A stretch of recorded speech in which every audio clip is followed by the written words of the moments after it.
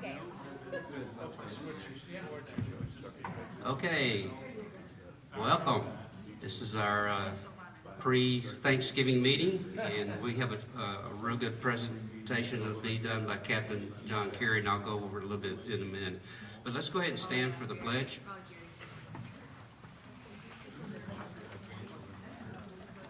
Pledge allegiance to the flag of the United States of America and to the republic for which it stands, one nation, under God, indivisible, with liberty and justice for all. Okay, a couple of administrative things real quick. Just kind of go over what's going on the rest of the year. Again, we have Lake County talking about the EMS services, and he's also going to help us to demonstrate how to use the tourniquet. Now, we've had those lessons before, but to me it's important to refresh. So we'll have an opportunity to do that. A lot of you that have the trauma kits, this comes in a plastic bag. I'd highly recommend taking it out of the bag and then set it, and he'll explain how to do this. Because what happens is there's scissors in that bag, but time's very important. So it's in a plastic bag. We're not concerned about germs at this point. We're trying to stop a bleed. So the thing is, I recommend that we basically come up, and that way when you have it, You can imagine doing this under pressure. yeah.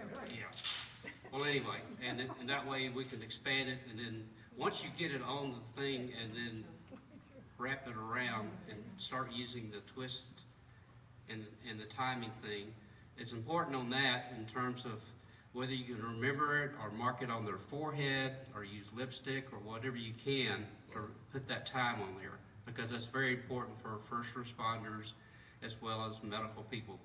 Because I think up to 6 hours roughly that you can keep this on and probably save a limb. Also, we're going to try to do some realism tonight, and I'm looking for a volunteer that we can cut. I'm keeping my hands down, Larry. Sorry, buddy. I volunteer, Brian. Oh, damn it! Not again. Oh, we almost had the real experience, right? Okay, we've got two events coming in the end of the year. One is our annual bike walk run fundraiser, and part of it's going to be going to communications equipment, and we did get approval to put up a temporary setup right outside the kitchen, and we're going to be buying a telescopic type antenna. All I have to do is get a L brace on it to build it, and then that way we can put that thing up to 30 feet. And that's for radio communications. For radio communications. So that's a partial victory, even though they're still debating how to deal with the permanent, since our covenants don't allow us to do that. You want to talk a little bit about the... Sure. The fundraiser is on December 2nd. It's at 8 o'clock. It is the Bike Walk Run. For those of you who haven't participated in the past, it's basically a $10 donation to the club. We will be selling tickets starting on the 15th of November. Look at the Channel 16 slides. It has all the dates in there. And hopefully we'll see you on December 2nd, 8 a.m. to go on either a walk, ride your bike, or a run. And then the potluck? And then the potluck is December 5th, which is our regular Tuesday meeting. It will be at 6 instead of 6:30. I have the sign-up sheet here if you haven't signed up yet to bring your dish. After the meeting, I'll put it back in the library hallway if you're not ready to sign up tonight. We are inviting a few different representatives from Leesburg government, so it should be I know it'll be an exciting night, so hopefully we'll see you there. December 5th, our regular meeting day, but at 6 instead of 6:30. Yeah. And even if you can't participate in the run, bike, walk, if you want to make a donation, it goes to our club. We don't have dues.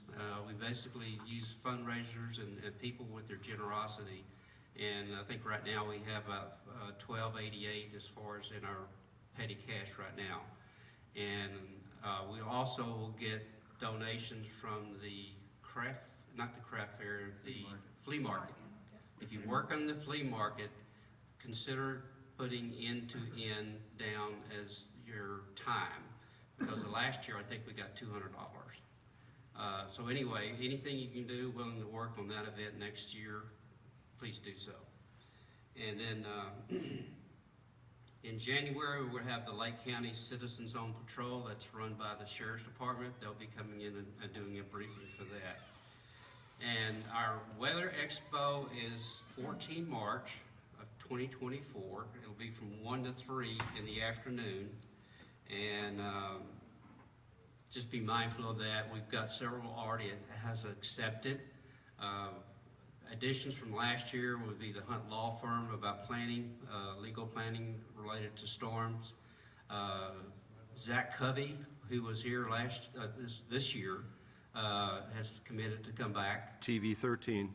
Channel 13, Spectrum News. So they'll be here, and they'll be some of our primary. And then we'll be making requests to FEMA, and the city of Leesburg is already accepted also. So it should be a pretty good, we're looking at about 16 to 17 exhibitors. And Brian, you have a couple of things? Sure.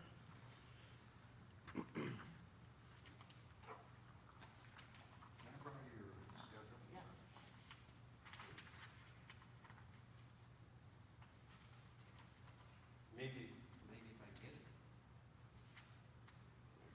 I don't want to give you a paper cut.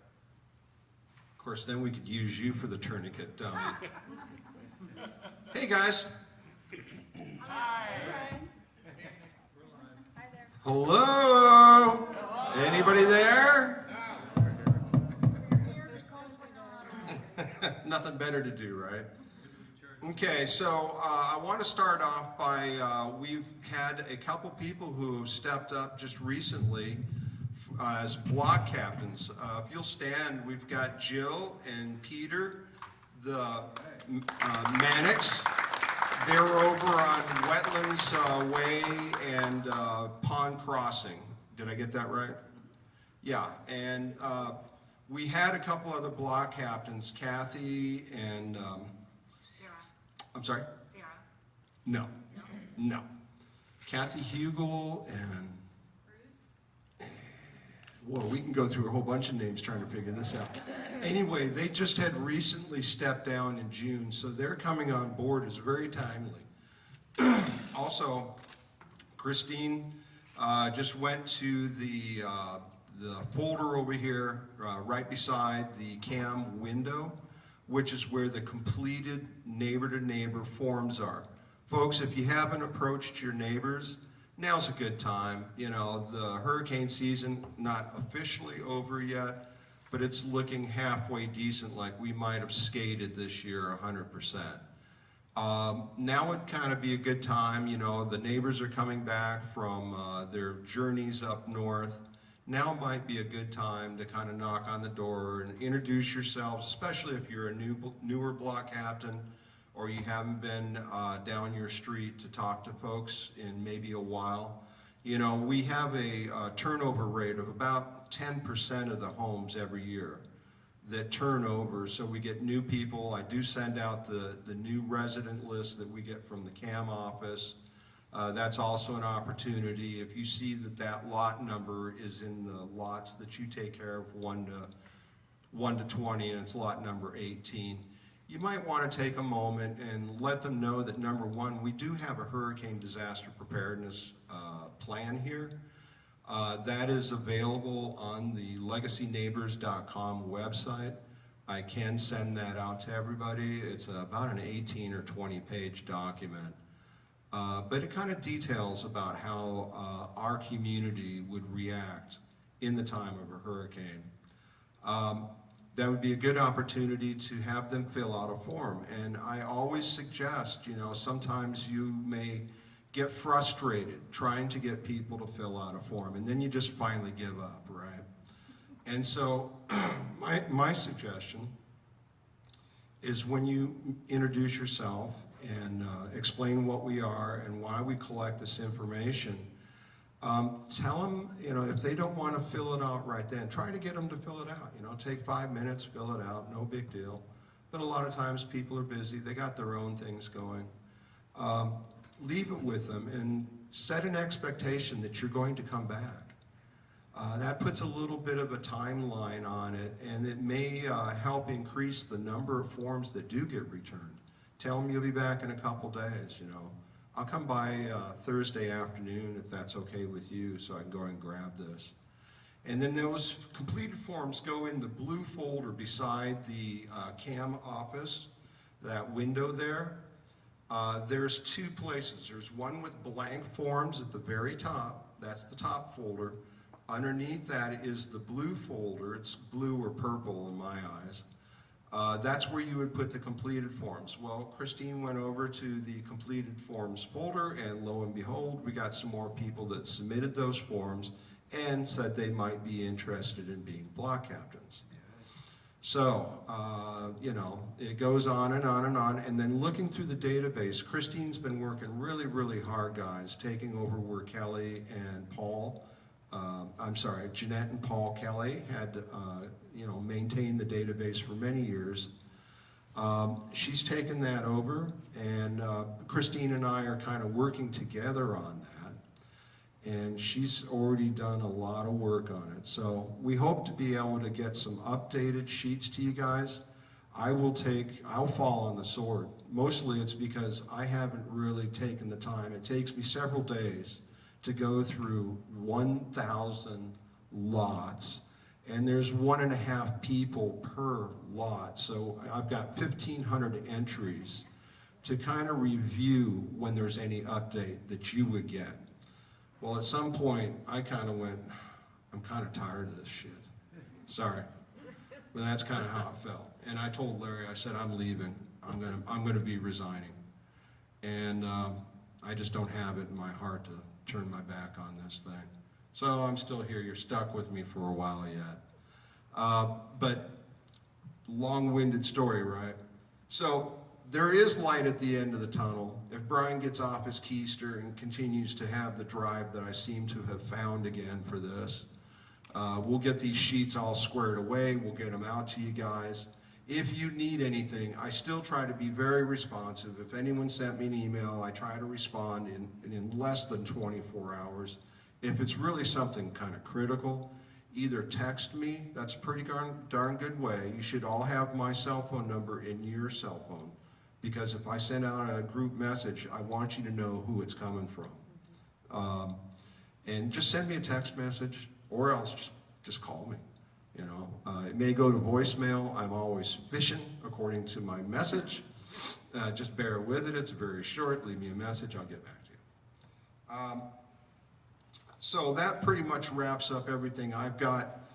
Just keep up the good work, everybody. Do approach the neighbors if you haven't visited in a while. Maybe take a day or so and just kind of go around and chat with folks. Thanks, everybody. Okay, one observation on the t-shirts we have. We have green and we have orange. Now, we've recovered our cost on what's on the table, so if you don't have one and you want one, feel free to pick it up and take it home with you. Right now we have medium, 2 green, 2 orange, large, green and orange, 2 of each, 3 extra large on the orange, 1 XXL on the orange, and a 3XL on the orange. Now, excuse me. Jill and Ken, we've got your shirts coming in. They're green. That's what you requested, so no problem with that. So that should be in by Friday, so we'll try to get it. Peter has his, Jill needs hers, Right. and then Ken needs his. him. So, Yeah. okay, so we haven't forgot that one. Okay, let me go ahead and introduce our speaker, captain or chief. I guess it's one Chief. of each, right? John is good. John is good. Okay, he's with Lake County EMS. I met him during the CERT training we had a couple of months ago. So, and he's very informative. He's in charge of the Lake County training program for EMS personnel and a few other things that I'm sure that they keep throwing at him and so forth. You've been, what, 14 years? 14 years with Lake County. So anyway, John's going to cover a little bit about what they do, and hopefully we'll have some time to maybe demonstrate some on the tourniquets, and we'll distribute those out later. Okay, John? Good evening. I'm glad to be here with you. My name is John Carey. I'm a wanderer, so if I drop the mic and just talk loud, can you hear me back there? Okay, good. I got a loud voice, so I'm usually pretty good in a big room. So my name is John Carey. I'm an educator with Lake County Fire Rescue, and so I wear the fire rescue patch. I've been a paramedic for a little over a decade and a half. And so in my time in the county, I've had an opportunity to do a bunch of different things. I worked on an ambulance for a good long while. I was a training officer in the field. About 7 years ago, I found a niche in teaching, and then that translated into a full-time job teaching as if you have worked in medicine, I'm a clinical educator. That's my actual job in medicine, but since I work for a fire department, they don't call me a clinical educator. They say you're a district chief or battalion chief or captain, depending on what person I'm talking to. So if you call me John, we're good. I have ADD and I have 3 small children, so if you ask a question while I'm teaching, it is fine. You're not going to interrupt me and make me lose my train of thought, because my train of thought was already lost. So that's okay. And then one other thing, I'm a preacher's kid, and so by nature, I don't mind being in front of a room full of people. That said, if I go long, somebody start playing an organ and pass an offering plate, I'll know my time is done. And so those are my 3 rules. You don't be afraid to ask questions. You're not going to hurt my feelings. So that's me up there. You'll notice that handsome fella had a beard, and then I started working for the fire department, and they don't allow beards because, they're firefighters, and that's what they do. And so my actual title is getting changed this week. So a captain I was last week, and I'm now a battalion chief. It doesn't mean anything for you all, they just keep changing my title. Most importantly about me, I'm a Christian, I'm a husband, and I'm a father. Those are the 3. If you're going to know anything about me, those are the most important things about me. I'm also a paramedic and an educator. I told you all that already. I got 3 great kids at home. I've been married for a little over 15 years. My wife puts up with me somehow, God bless her. And I've been in EMS in Lake County since 2009. And so it is my privilege to get to share with you all tonight a little bit about Lake County Fire Rescue, EMS, and I'm going to talk about the EMS service more specifically because it's where I specialize. And then, when I'm done with my spiel about what we do, I'm happy to entertain any questions. I'll talk about tourniquets. I teach tourniquets all over the state.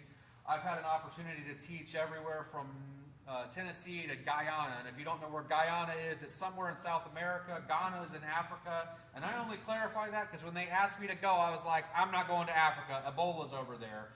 And they told me how wrong I was. And so geography is not my strong suit, but paramedicine is. And so let me jump off of that and jump onto this. So some Lake County stats. So how do we get to where we are now with Lake County?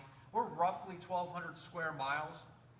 There are about 70 miles from Four Corners to Astor, so we have a big, long county. If you're not familiar with the geography of it, there's over 1,000 named lakes. And I always say that whenever I teach anywhere, when they ask about why do I have an ambulance here and an ambulance there, or why do I have a fire truck here and a fire truck right there? Well, some of that's jurisdictional stuff with cities. Some of that just happens to be because the response zone in which that truck is, in which that truck resides, happens to have a big lake in the middle of it, so they have to go around it. And so that's a big problem for us geographically, is figuring out how to get to calls around all these lakes. We run on average 60,000 calls a year and throughout Lake County. Wow. And if you're into numbers and statistics, and I had to take a statistics class once so I can say this with authority, that's a lot. And so we run off of that on about almost 400,000 citizens. That does not include visitors, and so when we look at big events like Bike Fest, I don't know if you've lived in Leesburg long, but there's a big thing that happens downtown Leesburg in April. Yeah. Usually there's a few motorcycles. And then Mount Dora has huge events for the craft and arts fair. Claremont does huge events with Pig on the Pond and the triathlons. And so we respond to a lot of calls. We respond to a very diverse type of calls. And so in our Leesburg and North area around the villages, we run a lot of, I'll say politely, geriatric calls. And if you don't know geriatric, that means you got more snow on the mountain than you had previously. And so we run a lot of geriatric calls in certain parts of the county, but if you're in Claremont in the south end, let's see if my clicker thing's gonna work tonight, it is. If you're on the south end of the county, we actually have a pretty high number of commuters, people that work and live in and around Orange County, and so that's a big part of our business down there, is young people, young families. And so Lake County Fire Rescue, let's talk about us. It's broken into big divisions. And so I actually work in the field operations division, even though I am not a field operations person. My actual job is clinical education. With that, I oversee all of our in-house training that we do, and I'll talk about that. But we break it down into 4 different divisions. And so we have a field operations, included in that is EMS and fire suppression. We also dispatch for all of Lake County. I'll talk about that in a minute. There's an administrative branch because if you work in the government, you have to have administrators, because if you didn't have administrators, where'd all your tax dollars go? And then we have a logistics division that helps us get supplies and uniforms and all the things that you would need. And so my job in EMS and Lake County Fire Rescue is I work directly with our medical directors to make sure that our protocols are up to date and are doing well for our citizens. I also teach CPR, which is basic life support CPR. I teach advanced cardiac life support, pediatric advanced life support, pre-hospital trauma life support, advanced medical life support. If you could put an acronym of alphabet soup together and apply it to medicine, I probably teach it or have taken that class. And so all of that said, we teach a ton of classes. We do a couple hundred hours a year of in-person education with our providers because you're running 60,000 calls a year. That's a lot of people. In our field operations division, we've got about 380 employees. Of that, you've got single cert EMTs and paramedics that work on ambulances, and you have firefighter EMTs and paramedics that work on fire trucks. And so throughout the county, we have got, I said that already, we've got 30 Lake County Fire Rescue stations. Additionally, we have got 21 or 22 city departments. City stations, let me rephrase that. And so in the Tri-City area in north, you've got Umatilla, Eustis, Mount Dora, and Tavares. They each have a couple of stations. Leesburg has 4 stations. Mineola has a station. Groveland has 3 stations. Claremont has 4 stations. And I say all that to say, everybody that works as a first responder in Lake County for a fire truck, whether they work for Lake County Fire Rescue with me, or if they work for a city, all operate under the same medical protocols. And so if you're in downtown Leesburg, somewhere down there having dinner, or if you're in Astor, or if you're in Claremont, everybody that treats sick people does it the exact same way. And so when we get on scene, we all have the same protocols we follow, we all work for the same doctors. Everything that we do is a cohesive unit. And so if I've got a paramedic from Umatilla that happens to be in Claremont working overtime, they don't have to figure out how does Claremont Fire want their things done. Everybody does it the same way. Now they do their fire stuff different, and that's a whole different discussion. That's not my deal. But on the medical side of things, everything operates the same way. The QA process or the quality assurance process is the same. The quality improvement initiatives are the same. And the whole point of that is that we provide better, higher quality care to the citizens. That's the point of why we do what we do. The doctors that we work for are UF Health physicians, so they work in Shands and in Gainesville. As emergency medicine physicians, both of them are boarded in EMS fellowship, and what that means is they go through additional training outside of medical school and their residencies to be ER doctors to learn how to specifically be EMS medical directors. And that allows them to write protocols with me and to know how to do things well for paramedics. If you've never met paramedics or firefighters or EMS, we're a lot like cops. We're kind of strange in how our brains work. And if you know any cops, you're like, ooh, I don't want this guy in the room. I'm not a cop, I'm a paramedic. So we're even weirder than the cops, but we have a better sense of humor. At least I think we do. And so we do have a huge operation. There are 22 ambulances on the road, anywhere between 18 and 22 ambulances, depending on the day. Ideally, we would have more. And honestly, I'm just being upfront and honest with you. Ideally, we would have more. What we have now works for our system because of how spread out geographically we are. 22 ambulances is adequate coverage. Ideally, we would have more resources. And so our job, one of the initiatives our fire chief has placed on us is to increase hiring, which we're doing. We're hiring 19 at the beginning of December to continue to add more staff, to be able to add more ambulances onto the road. If you see anything on Facebook lately, Lake County Fire Union has posted a few things. There's been some news articles. Do we need more resources? We absolutely do. I'm not saying we don't, but the coverage that we provide is adequate to the citizens. So we also dispatch for all of the county. That lady right there, her name is Ashley Tamayo. She's one of our dispatchers. Our dispatch is emergency medical and emergency fire accredited. I'm going to spend a few minutes talking about what dispatch does, because as neighbor to neighbor, as first responders in your community, I think this is going to be something applicable to what you deal with. So they are emergency medical dispatch and emergency fire dispatch accredited. And they are one of like 35 agencies around the world that has maintained both of those accreditations. It's a huge amount of work on their part, but that does a lot of things for us, including having the backing of what they call the academy. And the academy is the Academy of Dispatchers. It's an international academy that helps us develop dispatch protocols to, one, get the lay person responding to that emergency prior to our arrival, and we'll talk about what that means. But two, it also helps us with response packages. So there's statistical data that kind of proves this amount of ambulances and this amount of fire trucks and this supervisor for this type of call. And we use that data to help drive how we respond to the citizens. So just by show of hands, has anybody called 911 before? All right, and so you can be honest with me. I'm not a dispatcher, so you're not going to hurt my feelings. Did you feel like the number of questions they asked was insane? No? Yes. Okay, I have one emphatic yes. Thank you. So usually when I ask the question, somebody stands up and they say, I called because, my cousin's neighbor, third cousin, twice removed, was having chest pain, and they asked me everything down to whether I had my toenails clipped last week, and I don't understand. So I can answer some of those questions. They want to know a couple of things right off the bat. The first thing they want to know is, where are you calling from? Right? They have to know where to landline, because it pings automatically to your address. So if you say, hey, I'm at 1, 2, 3, 4, 5 Main Street, and you're really at 2, 3, 4, 5, 6 Main Street, they may say, hey, are you sure you're at the right address? Seizure, insert whatever complaint you want. I witnessed a vehicle accident, I was in a vehicle accident, whatever. And so with that information, they try to get that in less than 30 seconds. They're going to immediately send resources to you. Doesn't matter what it is. If you say it's chest pain, if you say it's a cardiac arrest, if you say somebody's bleeding out because their lawnmower got away from them and hit their foot, doesn't matter. They're going to immediately send resources to you.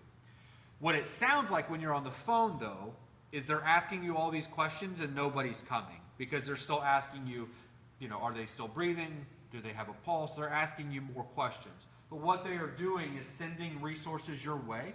Our goal is to have wheels turning within 60 seconds of you calling.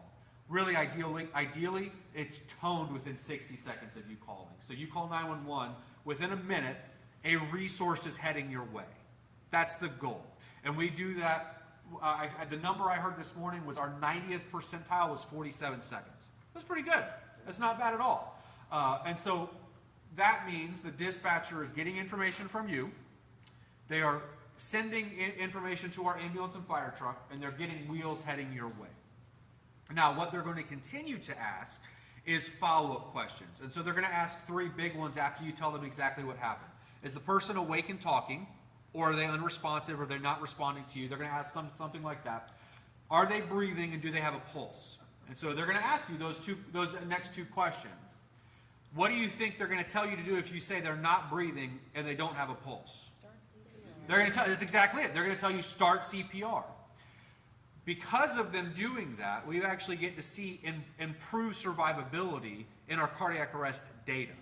So cardiac arrest is when somebody's heart stops beating. That's what it means, right? And so if you call 911, you're like, oh my God, it's my neighbor. He was cutting his grass. He's in the yard. He's not talking to me. And they're going to say, does he have a pulse? And you're like, I don't know what that means. And so they're going to talk you through feeling for a pulse. They'll say, put your hand on their windpipe and move one way or the other and see if you feel anything like pulsating underneath their skin. Or they may say, are they breathing? And if they're not breathing at all, or they're only gasping, they're going to indicate, or they're going to tell you, start CPR. And if you've never done CPR, that doesn't matter. They're going to talk you through where to put your hands on the chest, how to lock your arms out, and they're going to talk you through compressions. And they're going to even count out loud, and they'll say 1, 2, 3, 4. And I've been in dispatch when they've done this, and they actually talk family and loved ones and bystanders and whoever's around through this process of starting CPR prior to our arrival. The American Heart Association tells us that for every minute that there is no CPR done from the time the heart stops beating to the time of starting CPR, for every minute that goes through, is a 10% reduction in survivability. So I told you it takes about a minute or less than to get wheels rolling to you. Reasonably, how long does it take a fire truck and ambulance to get to your house? Let's say 5 minutes on a good day. So I have 1 minute call time, 5 minutes to get to your door. That's 6 minutes total. So 60% reduction in survivability off the bat. And so even if we do everything perfectly, we're only working with 40% odds. And so what dispatch does is they try to get you involved early. And so if they can get somebody with hands on chest doing high quality CPR, or even 2 people doing it. So you start, and then I jump in 2 minutes, and then you jump out at 2 minute mark, and I jump back in at 2 minute mark, or vice versa. We still are improving survivability odds. By doing this, Lake County has numbers that are above national, way above national average for cardiac arrest survivability, which is amazing considering we've got 1,200 square miles and over 1,000 named lakes and all of this geographic terrain in the way, and we're still having cardiac arrest survival numbers consistently 5 percentage points higher. So we are consistently higher in survivability rates. And so that is a credit to the men and women that are out there doing the job, high quality CPR, but it also goes back to dispatchers like Ashley, who are telling people, hey, I need you to lay them on a hard, flat surface, and I'm going to talk you through how to do CPR, and you're going to do compressions with me. When I count, you do CPR. And so they do all that. They also do similar things for fire. And so if there's a fire, about getting people out of the house and all the safety aspects that they would have to do prior to our arrival. Those dispatchers dispatch for every fire truck in Lake County. So it doesn't matter if it's Claremont or Lake County Fire or whoever, they dispatch for everybody. And so again, if you're in Claremont or Astor or downtown Leesburg, it's all the same. And so for us specifically, every ambulance in Lake County is an ALS unit. And what does that mean? ALS means advanced life support. So every ambulance in Lake County, whether it's a white truck like that or a red truck like some of them are, every single one of them has a paramedic and probably an EMT or another paramedic on it. So it's an advanced life support. That means we have an expanded scope of practice, as in we can give medicine for your breathing, we can manage heart attacks, we can put people on ventilators, mass trauma care, seizure management. I'm missing a whole bunch of things, but we have a 365-page protocol book. There's 365 pages of protocols to treat sick people. So if you're having a heart attack, if you're having a stroke, I mean, we have all these protocols in place and how to manage that. And the interesting thing about Lake County, and I'm proud of this because I'm the training officer who writes protocols, is we have some of the most advanced protocols in the state. The reason is because we have such a huge geographical swath of Lake County that goes from everything from super urban, like downtown Leesburg, to incredibly rural, like the middle of the Ocala National Forest, and we have to be able to manage people's sick care, manage their condition for upwards of 45 minutes alone. And so we write protocols to a depth that allows our medics to be able to take care of sick people for however long they need before getting to definitive care. And so that means intubation, that means airway management, stroke care, cardiac arrest care, all of these things that we do. And that's a pretty short slideshow, and I do that on purpose because I don't want this to be all about what I say. I want you to ask questions if you have anything. Some of the common questions we get are like, why do they say, I want to go to Leesburg and they're telling me I need to go to another hospital. Why would they say that? So like somebody's having a stroke or they're having a massive trauma incident. Why would I need to go to Orlando or Ocala when Leesburg Regional's right there? If I go 10 minutes down the road, Blue Cedar ER is right there. Some of that's based off of your condition and our protocols and then what the hospitals are capable of. And so if somebody gets massive hemorrhage and we got to use a tourniquet, Leesburg is probably not the most appropriate place to go. I'm not going to talk bad about the hospital itself. That's not the goal in that, because we could say good or bad about anywhere, but they don't have trauma surgeons on site. Orlando Regional and Ocala Regional do. And so we would take a patient to Ocala Regional. Probably from here would be kind of a crapshoot between Ocala and Orlando. Probably Orlando, if we get on the turnpike, so it'd be a little bit faster. And so we will drive them or fly them to a trauma center. Same thing for strokes. There are our local hospitals like Leesburg, Waterman, Southlake can all handle strokes. That's what they can do.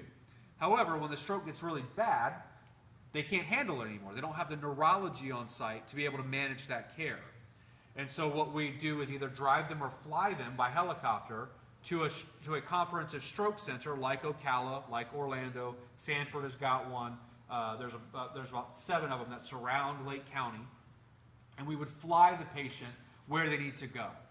And so I get a lot of those questions. They'll call admin and say, hey, my mom just got flown to Orlando. I want her to go to Leesburg. Why the heck is she going to Orlando? And I usually tell them something like, well, I don't know specifically what's going on with your case, because, you know, I'm not there and I'm not QAing the chart in real time. But I would guess if it's a stroke, they need to go to a comprehensive stroke center. That's what I would guess. And I explain that to them nicely, of course. I mean, they're having a stressful day. I get that.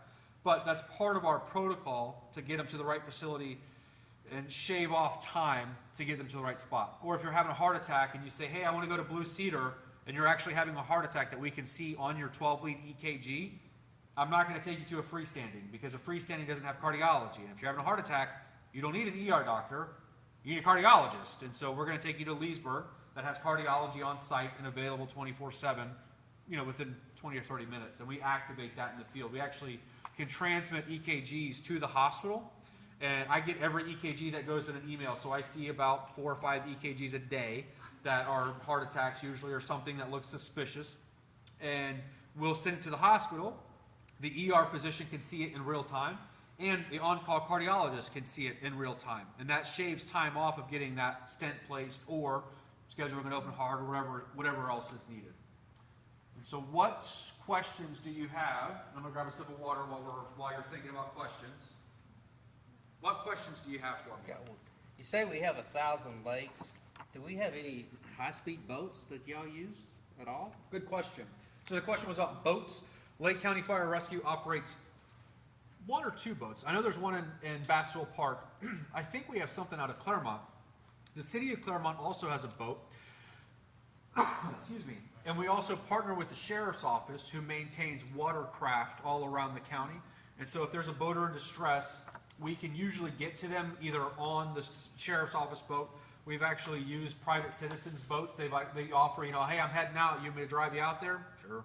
And so we'll go out. Tavares likes to do this interesting thing where they have all these old, like, bomber-style World War II airplanes that these fellows decide to jump out of. Ladies and gentlemen, but Right. mostly it's guys that decide to jump out, because women are smart enough to know if the airplane is working, don't frickin' jump out of that thing, or whatever. And so these guys, and some of them are like well into their 80s and 90s, decide to jump out of a perfectly good old airplane. And so that is a massive operation. We work with the sheriff's office very closely, and we have ambulance standby. We've had a couple of patients over the years that, you know, they hit the water and something happened. They actually have one guy who is a quadriplegic. That means all 4 limbs don't work. He is a former paratrooper, or he was a paratrooper, and so this is like part of his fun gig. Like once a year, they, I guess, push him out of an aircraft. I don't know, he can't jump. I mean, I not sound morbid, but he can't. Kick him out the door. And so they're like, bye, Frank, and he like goes out the door. And I don't get it, but we have to, like, we're waiting, like he's not going to float. And they have people that dive in and get him and pick him up, and he's just smiling and fine. And I'm like, this guy, you know, he's got a lot more faith than I do. I consider myself a man of faith, but my goodness, that's a lot more faith than I think I've got credit for. And so we do have boats that we have access to. That's a great question. I actually never had anybody ask me that one, but that's a really good one. What other questions do you have? It wasn't that informative. Come on now. Yes, sir. I have a question. I used to work in an assisted living center. Sure. And some people said, oh, I'm feeling some pains. Oh, don't call the emergency. Just drive me to the hospital. At what time, how can you figure out whether you should call the hospital or take somebody to the hospital or call emergency? It's a great question. So essentially it's, why do I call 911 versus driving myself or having a neighbor or my family drive me there? It's a great question.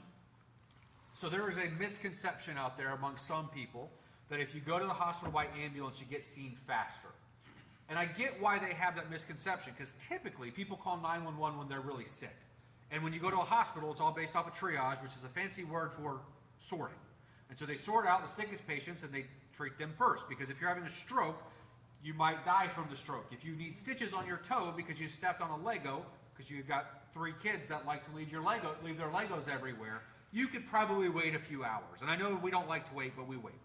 And so a lot of times people will see the ambulance getting there and getting a bed super fast. And they're like, well, if that was me on that stretcher, I wouldn't be waiting here. I'd be right back there. Well, oftentimes, like I said, we usually get called for very sick people. Now, when we don't get called for very sick people, as in the guy needs stitches in his toe, and I'm not exaggerating, but he needs stitches in his toe, and he called an ambulance to take him to the hospital for that, he goes to triage. Because he's not going to wait on my stretcher to wait for a bed, he's going to go to triage. And so to go back to the original question, why would I drive, or when should I drive versus when should I call you? I'll say this way. If you think in the process of getting to the hospital, something could change that would alter how you get there. So like if you're driving and you think you're having a heart attack, and all of a sudden that heart attack stops the plumbing, and that stops the blood, and that stops the brain, and you're driving a 2,000-pound vehicle at 65 miles an hour north on 27 to the hospital, you should probably call an ambulance, right? If you think you're having a heart attack, you should probably call an ambulance. I know I have a vested interest in calling an ambulance because it's part of my job. I don't make money off of this statement. It just is what it is. Like if somebody's having a stroke, could you throw them in the car and drive them to Leesburg? Yeah, you could. But is Leesburg the right place for that specific stroke? Probably not. It could be. It might not be.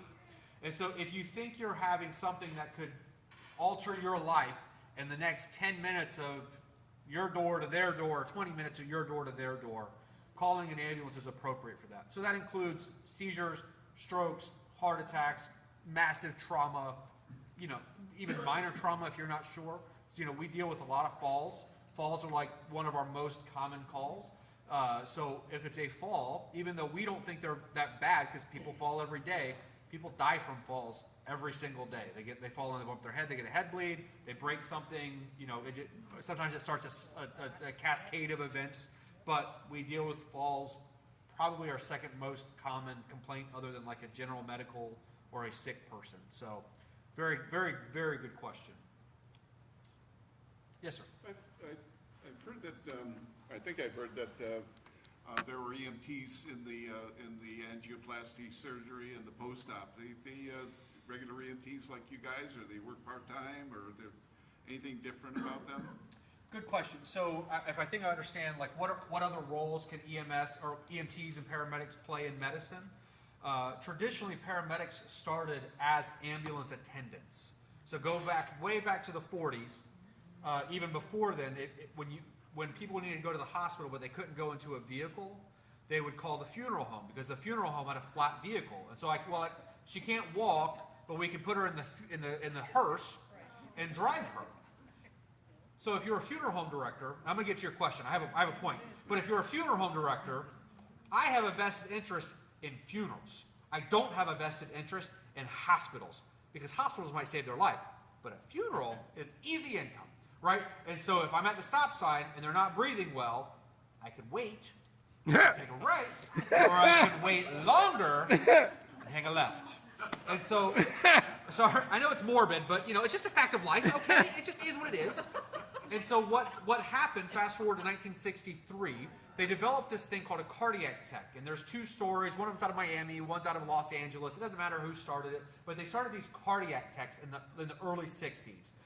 That developed into what they called paramedics, because a medic was specific to the military. So they didn't want to call them medics, and so they came up with this paramedic title, right? And so originally we were ambulance attendants. You were a paramedic on an ambulance, and that was your scope of practice, those four walls of the truck. That then jumped onto fire trucks pretty early on. In the late 60s, Miami-Dade developed a fire medic program. I actually met a gentleman at a Publix getting a sub, and he's like, hey, I was one of the first paramedics in Miami-Dade, and I was like, that's cool, I'll have a turkey on seated grain, please. And he's like, yeah, I became a paramedic in 1969, and I'm like, that actually is pretty cool because there's not many of them around still. And so as our scope has expanded, probably in the last 10 years, we went from being on a fire truck, on an ambulance, or as a patient care tech in a hospital. And that's not the lowest of the low, but you don't have a lot to do. You can start IVs, you can wipe behinds, you can do 12 leads, and that's kind of it. More emergency medicine and even more like doctors' offices have realized that paramedics have a pretty unique scope of practice, and the way our training is done, we have a really interesting way of viewing the world and viewing patients. And so we're not nurses. I never claimed to be a nurse. I am a clinical educator, so I get to think like a nurse, and that means everybody else is wrong. But I'm not a nurse. I'm sorry. I had to say it. I'm sorry. I had to say it. I knew you were here, and I was going to do it, and I took as long as I could to get to it, but I had to say it. Don't close both eyes.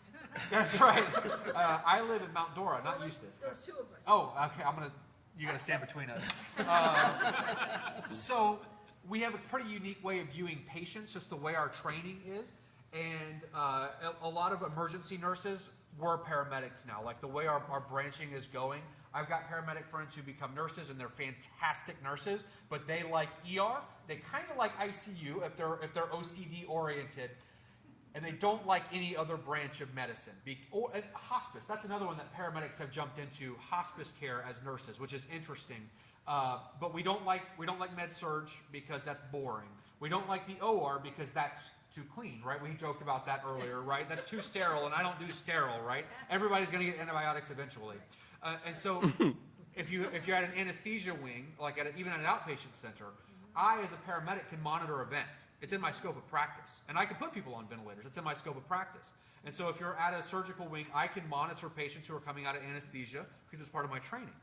And so doctors and hospital organizations are realizing that our training, even though it's a little weird, allows us a unique scope of practice that nurses can't necessarily do, but they could if they were trained, that respiratory therapists could do, but respiratory therapists are a whole weird breed of people. We don't even talk about them. I don't know, were you an RT too? Okay. RTs are, anybody an RT in the room before I start trashing an entire profession in medicine? No, good, excellent, cool. They're just a strange breed of folk, but they have a very unique skill set. Well, most of their skill set, to a point, I can do. I can intubate people, I can put them on ventilators, I can manage their anesthesia, I can do updrafts and respiratory treatments, I can deep suction bronchoscopies in my scope. All of that RT can do. They have more stuff, but that's kind of like what we do. I even do surgical cricothyrotomies, so I can actually cut into their neck and make an airway that way. It's in my scope of practice. I have done this. It's disgusting as it can be, but I have done this, right? And so we have a unique set that's getting more and more expanded. I've got paramedic friends that work in doctors' offices now. Like, I don't know how they do it, because I would go absolutely crazy working in a doctor's office. They would not like me for very long, because I'm just too animated for them, I think. But it's a thing that they're letting us do now. So you'll see more and more like an EMT, which is an emergency medical technician. It's a lower level training than a paramedic. It's about a 4-month class. Usually it's 200 straight hours of time. So you'll see EMTs around in like a doctor's office or working on a big red bus like a phlebotomist or something like that. EMTs can do that, and then paramedics are kind of expanding what we can do. The downside of all of these opportunities is it shallows out our employment pool. Because if the hospital can hire you, or a doctor's office can hire you, or a surgical anesthesiology group can hire you, then my number of paramedics available to work on fire trucks and ambulances shortens way up. And so that's one of the challenges that we have as our scope expands and our opportunities expand. We have to be mindful of the pool of employees that are available. So that's, again, just a challenge that we face. But that was a great question. Yes, ma'am. No. Uh-oh. Where I came from in New Jersey, our hospital used EMTs in the emergency room just for the reasons he said, because they can take care of trauma patients quickly if a nurse was doing something with another patient. So, yeah, depending upon, I guess, Yeah. the state and licensure, but yeah. Yeah, my episode was I had some angioplasty, and he was trying to stop the plug bleeding, but then all of a sudden my blood pressure started dropping through the bottom, and he quickly grabbed something and injected me and brought it back up. So, I mean, it looked like he was making all the decisions to do it. There was no doctors around, maybe a couple nurses to help out, but I guess the EMTs have to have that knowledge and capability to be able to administer medicines if needed. Yeah.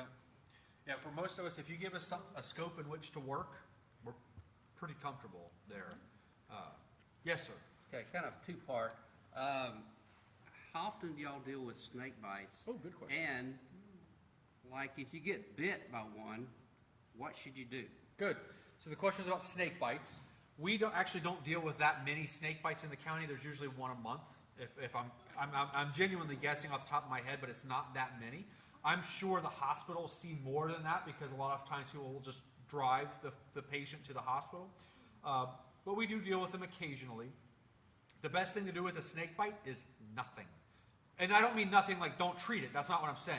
But there's a lot of like old remedies that you would like suck the venom out, put a tourniquet above the wound, elevate it above the heart. Let's see, I've heard ice packs, I've heard tea bags, I've heard some other just random things. And the biggest recommendation from a pre-hospital standpoint is to keep the person calm, get them to an ER. Now, if they're having an allergic reaction, which some people do to snake bites, if they're allergic to the not necessarily the venom, but like the spit. Yeah, thank you, the saliva. That was a nice way of saying what I was trying to say. If they're allergic to the saliva of the snake, and some people are, they might have an allergic reaction associated with it, and so we can treat that with epinephrine and Benadryl and steroids and the things that we do. But for the most part, for snake bites, we mark the wound. So I would take my pen and literally just mark the wound, which I'm sure would make every nurse in the room cringe by saying I take an ink pen to a patient's skin. I got a yes and a no. So nursing, right? And then we monitor them and we transport them. Most snake bites, even from venomous snakes, are not lethal in the short term. Now, in the long term, that's hospital medicine. That's out of my scope of practice. But we deal with them occasionally. My most interesting one, I ran a call at Camp Challenge, which is, if you don't know Camp Challenge, it is a camp that is it's a not-for-profit organization that allows sick kids to have a week off. And so it's hemophilic kids week or brain tumor kids week. And I know that sounds terrible, but that's what they do. And they let these kids go out and play, and they've got medical staff on site that allows the parents to have a little bit of a break. And it's a fantastic organization. If you ever want to volunteer time outside of Neighbors to Neighbors, Camp Challenge does phenomenal work. And I'm not saying that because I make anything off of them. I just think they're great. And we actually had a week out there where there was a group of hemophilic kids. One of them got bit by a coral snake. Coral snake is a hemotoxin. That is a blood toxin. And so, like I was working as a field supervisor. I'm a captain, so I'm a field supervisor when I need to be. And so I hear this call go out, and I'm like, a hemophilic 14-year-old girl bit by a coral snake, hemotoxic. And I was like, I'm going to go to that one. And so I get out there, and I called the hospital that's closest. It's DeLand, and DeLand has a ton of antivenom because they actually have a snake extraction farm. It's not the right way, but it's like an exhibit that I'm taking my kids to. It's really cool. And this guy milks snakes for antivenom, and he sells them to pharmaceutical companies. And so the hospital at DeLand has a massive amount of antivenom because this guy gets bit occasionally, right? He's got some pretty exotic things, like stuff that you'd only see in a lab. I don't know, like it's crazy. And so I called the hospital, and I was like, hey, my name's John. I was a district chief at the time, a district chief of Lake County. I got this 14-year-old hemophilic girl who got bit by a coral snake. I know it's complicated. I know she normally goes to Jacksonville, but we're not driving her to Jacksonville from DeLand. We are going to you first. You have the antivenom on site. And they're like, yep, we're good. Bring her here. We got it. And then they're going to transfer her to her hematologist up north. So they're interesting emergencies, but in our short-term context, most of the time they're not bad. So we don't tourniquet them. That's not good because it concentrates the venom to the area. And when it gets released, it's like a floodgate of venom that goes up. It's also toxic to either the nerve, so there's nerve toxic ones, and there's blood toxic ones. And if you concentrate all that blood toxic one to the area, if it's on the hand, you would just necrose, you would kill the tissue in the hand. So we don't ice them either. Icing actually leads to increased risk of losing that limb because of the vena constriction, so it squeezes on blood vessels. So we don't ice them.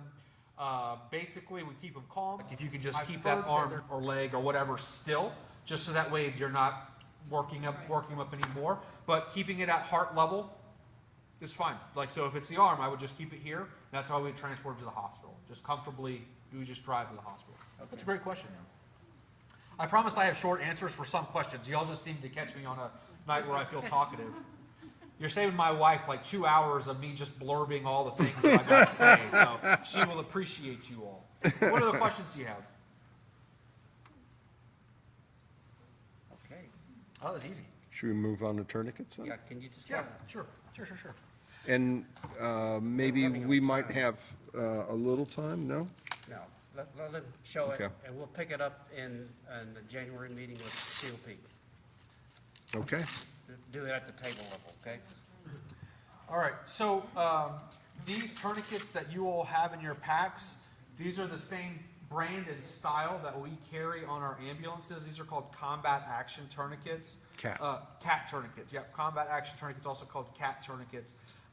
These are nice in that they are very simple to use, and so I'm gonna say something, I don't mean to sound insensitive, but these were designed for military use. And so that means an 18-year-old kid who just got out of high school that was just trained on an AR-15 or an M1 or whatever they're using now, in the middle of the desert, to use this thing to save his or his buddy's life under fire.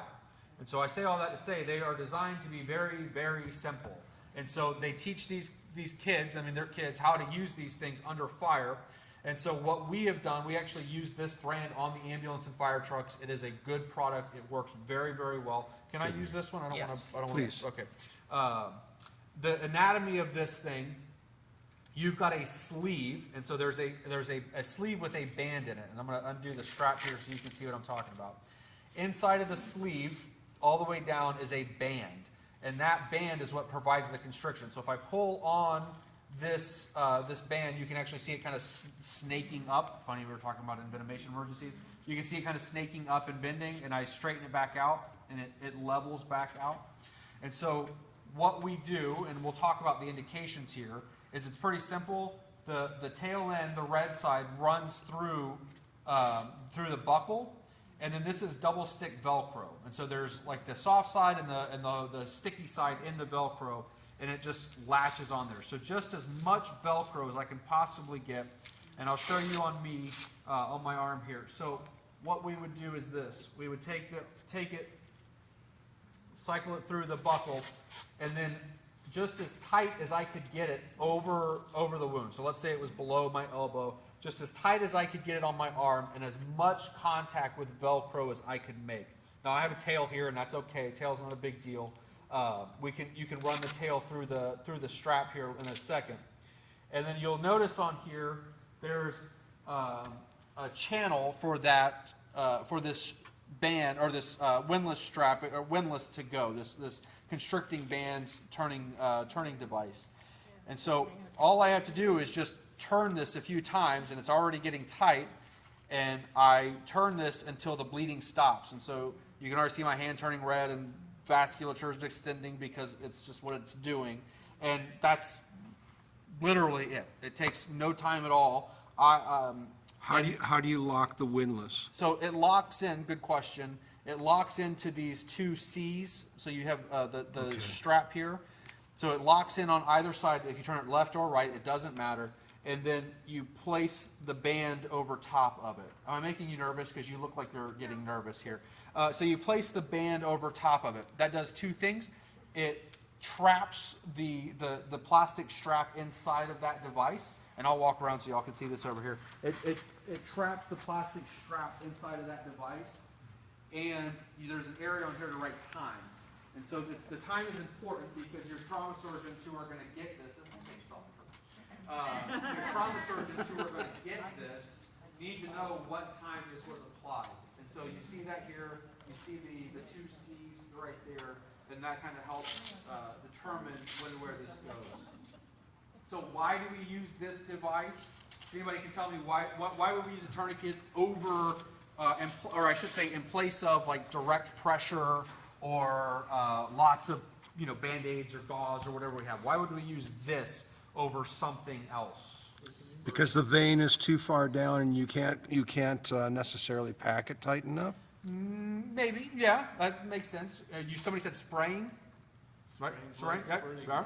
So basically, if you think life-threatening hemorrhage, anything that you would think would be like, not just they're bleeding and you're like, oh man, they're bleeding, and I put a towel on it and it stops and that's great. This is like it's soaking through the clothes. If you've got spurting wounds, like spurting blood out, if they're on the ground and the blood is pooling around them, you think how much they've lost?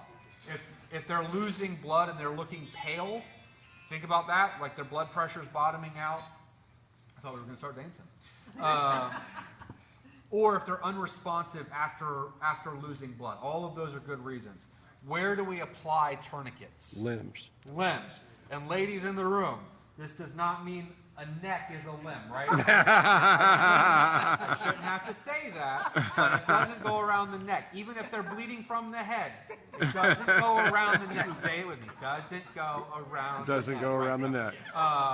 And I also say the same, the nasal cannulas, like oxygen nasal cannulas. I usually joke and I'll tell the old men, like, hey, listen, don't let your wife see that nasal cannula on your nose. She's going to think it's a leash.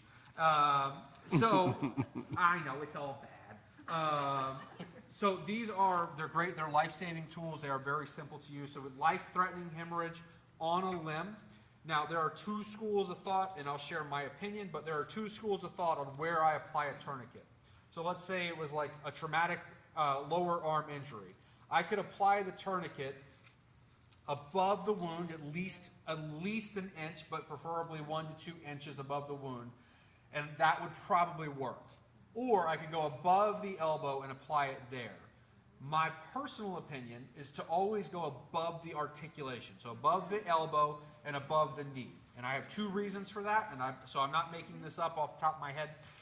The first reason is both your forearm and your lower leg have two bones that run through it. Between those two bones, you have vasculature, so the veins run between the two bones. And so if I squeeze on the two bones, it's going to require a lot more force to squeeze down on those vessels. Versus, I've got one big artery that runs underneath my bicep from my shoulder to my elbow. And so that artery, I can occlude with just 2 fingers. If you find that artery and you can feel it pulsating, you can just cut that thing off with just 2 fingers. Well, if I take a tourniquet and I put it over the elbow, I've got one big artery that doesn't require a lot of pressure to cut off. So I prefer, my preference is if it's an arm, it goes above the elbow, but not in the elbow, and not in the shoulder, but above the elbow. So that would cut off the blood supply to that arm. Same thing for the leg. You've got your femoral artery and a bunch of other smaller arteries and blood vessels that run down your leg to your lower leg. So my preference is always on a single long bone like your femur or like your humerus. There are people who disagree with me, and they are allowed to be wrong. I don't fault them for that. I know. But it makes sense. And so that's what I teach. What the military and law enforcement teaches, and I've taught some law enforcement classes, they teach the moniker high and tight. So it doesn't matter what it is or where it is. If you need a tourniquet, it goes high and tight. That means it goes up in their armpit and up in their groin. Now, if it's a male, and we're going to put it high up on their thigh, we want to make sure there's no other obstructions in the way. And I'm going to let your imaginations run wild. Just don't send me an email with what your imagination was. But we want to make sure there's nothing between the leg and the tourniquet. No anatomical structures in the way. I'll be polite, and I'm going to leave it there. Because that has been a problem in military. It has happened. Think about it. You're under fire. Your buddy gets shot. You put a tourniquet on his leg, and he's wearing the BDU still. You're not, like, moving things. You're just placing the tourniquet. And all of a sudden, they're screaming in pain like mad. And you're like, yeah, the tourniquet hurts. And he's like, it's not the tourniquet, right? So things to be mindful of, right? So tourniquets, like I said, super simple, life-saving, not often used. We don't apply many tourniquets in Lake County throughout the year. I think we probably do less than 6 in a 12-month and 60,000 calls. It's not a lot. But in my response vehicle, the red truck I have outside, I don't keep a cardiac monitor because I've got 50 engines, 50 fire trucks that are paramedic staff, and 22 ambulances that are going to be here pretty quick. I keep an AED, like what you have on the wall. Yeah. I have something similar to that. I keep a couple trauma supplies, including a tourniquet, because they're life-saving things in the first 5 minutes of whatever's happening. So if on my way home today, I'm driving and I come upon a vehicle accident, I've got enough basic life support things like tourniquets and AEDs to do the initial things that I've got to do. And when my paramedic friends get there, I'll take their toys and I'll play with their toys. But I'm not going to take county resources that I'm probably not going to use often enough to warrant the expense of them and keep in my vehicle. So I prioritize my space. Yes, ma'am. Can you put 2 of them together? Good question. If you have a very large person? Oh, no. So the question is, like, if it doesn't fit around, can you put 2 of them on there? They have not been designed for that. I would say worst case scenario when you had to try, but they're not designed for that. But you can't join them together? They've not been designed for that, because they're not rated to withstand that shear. But, I mean, worst case, I don't know, on my next training day with one of these things, I might do that just to make my medical director's head pop off a little bit. John, Yes. how you got that set up right now, going through and then have that large opening right there? Is that the way we should put them and then fold them? Yeah, and you put can a do rubber that. band? Yeah, there's no problem with that. So for my law enforcement friends, when they carry tourniquets, they carry them like this. So all they have to do is just scoop it up the leg. They actually make on those really tactical, like SWAT team, FBI raid team, law enforcement folks, they will actually build in tourniquets into their BDUs. And so if they get shot in the leg, nobody has to stop. They literally just grab this strap, they pop it off the plastic, and they turn it. That's all they do. And it tightens, their BDUs act as part of the tourniquet. I'm not advocating you guys go buy those pants, but I'm just saying, it's out there. And they'd have to be careful of tightening that thing down if it's on their leg. I'll set that up. So this is how I do it, if I have them open. Now, I don't keep my tourniquets in my truck. I've got 2 of them. I don't keep them unwrapped. They're wrapped in plastic. It has nothing to do with hygiene. It just has to do with storage and storability. My junk bag goes on calls. And so I bring it inside of a house, and it's getting jostled around all the time, and I'm driving with lights and sirens sometimes, and so I'm, running people off the road and cussing and screaming. I'm kidding, I don't do that. But I do have to respond. So my vehicle gets shifted around, and so stuff gets shifted around. If this is gonna stay in a cabinet or even in just a bag that you're like, hey, it's in my closet, something happens, I got my stuff, you can leave them unwrapped like that in a baggie with a rubber band around them, and that's fine. There's no problem with that. For me personally, I just keep mine wrapped up, and that's how I use them. I've gotten to apply 2 of these in my career. Both of them were for motorcycle crashes, both of them on the lower left leg. It just happened to be like that. Both of them in the same summer. Apparently it was just a good summer for me to get to do tourniquet applications. But they do work, and they work really, really well, and they're really, really fast. Yeah, we develop Trauma trauma kits. kits. Yeah, so I think That we sell. super reasonable to package them like this, and have them wrapped up. So that way all you have to do is just pop the rubber band, open them up, and apply them where they are needed. And I like that where you're talking about, where you kind of have it preset, where you can just slip it over the appendage you need, undo, Yank it down. Yep. pull it back Yep. across, and start windlassing it. So the time does matter. One of the things, I know I said it, but I'll re-emphasize, the time is helpful, not necessarily like to the minute, so I wouldn't necessarily write 7:39, but I might write 7:30 or 7:40 on there, because typically a trauma surgeon has 6 hours to get this thing off. 6 hours to get this off without having long-term damage to the limb. And so when these get applied, we don't take them off. It is not in my protocol, not in my ability to remove these, unless it's like the guy has a paper cut on his arm and it got applied prior to. But if it was indicated in appropriate use, I am not allowed to remove these. Like there are exceptions to that, but in general, I don't remove these. Trauma surgeons remove them. The issue becomes if we remove them and you've got like clotted blood in your arm, or that blood becomes acidic because it's been stagnant, and that happens, and I allow that to release back to central, and then that circulates, that can lead to all sorts of cardiac issues, it can lead to strokes and blood clots in your lungs and all sorts of fun things. And so I let the doctors manage that by giving the right drugs and the right things that they're gonna do. That is not in my purview of things to manage. That's a good question though. Good. Any other questions about these? Yes, ma'am. In my training in trauma, we used to have to release them Oh, yeah. for 1 minute and then go back to the 5 minute and check your pulses and things like that. Otherwise, you'd have a lost fluid, and it didn't matter whether you put the tourniquet on it. Are they still using that protocol? No, ma'am. So way back when, and even, I don't know how long your last one was, but they used to teach the idea that I would release the tourniquet every few minutes, and then people would get what they'd call tourniquet sickness, right?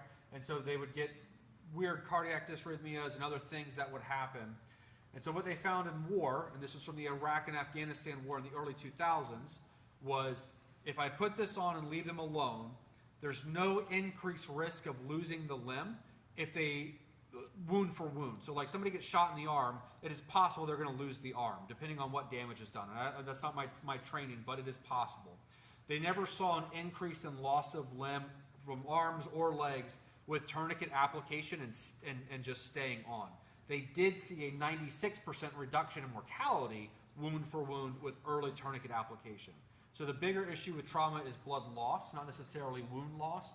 So if they live to tell the tale, but they've lost their foot or leg, that's okay. They can go get a job at the Pirates of the Caribbean exhibit in Disney. But we don't do that anymore. I'm sorry. I got bad jokes. I'm sorry. Okay. Dead men tell no tales. Sorry. I'm tired. It's been a long day, guys. But we don't release them anymore. I know we used to, but we don't do that anymore. If they're applied, they stay, and we let trauma surgeons deal with them. That's a great We question. started out years ago, older than you are, with strings and pencils. So that question usually comes up too. If I don't have a tourniquet, can I use something else like my shoelace? Yes, but they're more likely to lose the limb.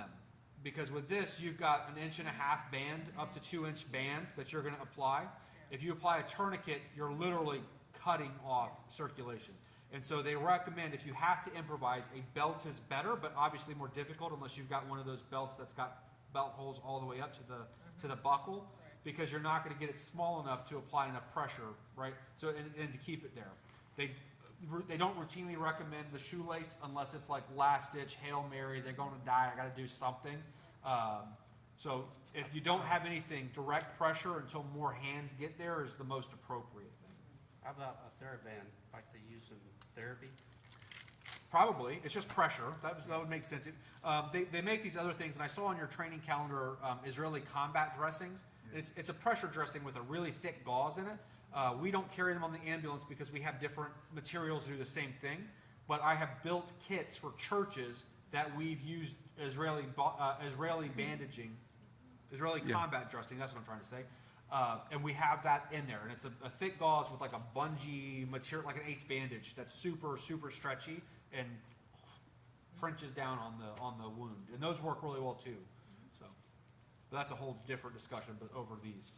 Okay, well, thank you so much, John. A couple administrative things. Thank you so much. Thank you, John. Great presentation. If you're already here, see Christine, go ahead and sign up for the